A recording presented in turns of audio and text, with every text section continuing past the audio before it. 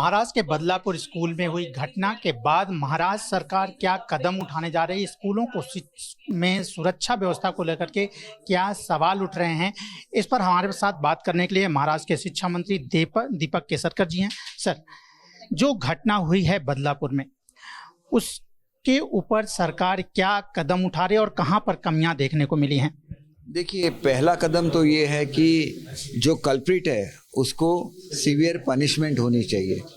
तो जो कलम लगाए गए हुए हैं उसके हिसाब से कम 13.5 साल तक वो जेल में ही रहेगा। दूसरी चीज़ ये है कि जो स्कूल है उसने टाइमली एक्शन नहीं लिया, तो उसकी मैनेजमेंट कमेटी को उनके पावर सब निकाले गए हैं और वहाँ पे एडमिनिस्ट्रेटर अपॉइंट किया गया है। आज के बाद वो एडमिनिस्ट्रेटर उस स्कूल को चलाएगा और अगर उनको अपील करना है तो अपील उसके बारे में कर सकते हैं। लेकिन हमने एक जीआर निकाला है आज ही, और क्या सेफ्टी मेजर्स स्कूल में होने चाहिए और उसकी भी ठीक से उसको भी इम्प्लीमेंट किया जाएगा ताकि ऐसे इंसिडेंट्स हर जगह पे नहीं हो। और इस जीआर का लास्ट जो ये है उसमें ये भी लिखा हुआ है कि किस तरह से अकाउंटेबल बनाया गया है स्टाफ को, टीचर्स को, प्रिंसिपल को या तो मैनेजमेंट को, इसके बारे में उन पे एक्शन ली जाएगी। ये भी वहाँ पे मेंशन किया। जीआर में जो मुख्य बातें हैं क्या क्या हैं सर, जिस पे जो है लागू किया जाएगा और जो इस तरह की घटनाएं देखने को मिलती हैं सुरक्षा व्यवस्था को लेकर के स्कूलों में, उस पे जो है कमी होगी और लोगों में डर होगा? देखिए, एक तो ऐसा है कि इसमें एक अलग से बात जो है वो अपॉइंटमेंट ऑफ द कमिटीज है। फिर वहाँ पे कंप्लेंट बॉक्स रखने की बात है। सीसीटीवी जो है तो सिर्फ लगाने से काम नहीं चलेगा, उसका मेंटेनेंस करना पड़ेगा। फिर आप टेम्परेरी जो स्टाफ रखते हैं उसके बारे में उसमें लिखा गया है। और जो कमेटी है वो ना कि सिर्फ स्कूल लेवल पे रखी गई है, वो स्टेट लेवल पे भी कमेटी रहेगी जो उसको मॉनिटर करेगी और अकाउंटेबिलिटी दी है ताकि जो अगर उसमें थोड़ी भी निग्लिजेंस करेगा तो उसको सजा दी जाएगी।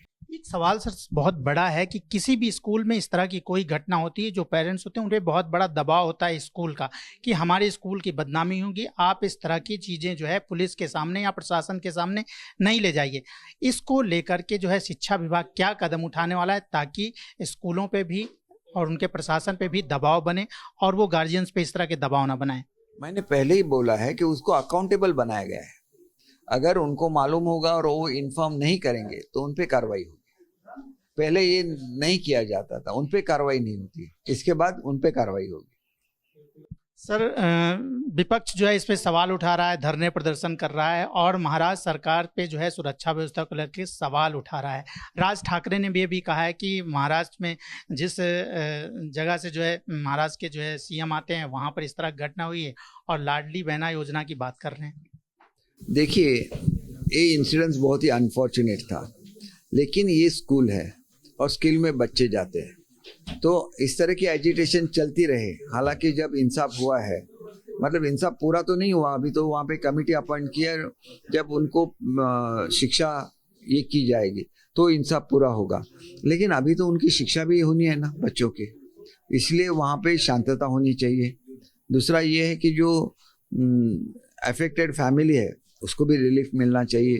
तो ये करने के लिए पीस की बहुत ज़्यादा जरूरत है। आज क्या चल रहा है कि हर कोई पॉलिटिकल स्टेटमेंट दे रहा है, political leaders are visiting that place, so everything is disturbing the ultimately the students and the family as well. So I think that now the peace should be restored and proper justice is to be made. तो ये थे महाराष्ट्र के शिक्षा मंत्री दीपक केसरकर, जिनका कहना है इस घटना के बाद महाराष्ट्र कड़े कानून बना रही है, जीआर निकाल रही है महाराष्ट्र के स्कूलों की सुरक्षा व्यवस्था को लेकर और इस पे राजनीति नहीं होनी चाहिए।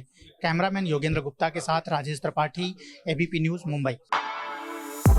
For exclusive and insightful videos, subscribe to our new channel ABP Live Premium.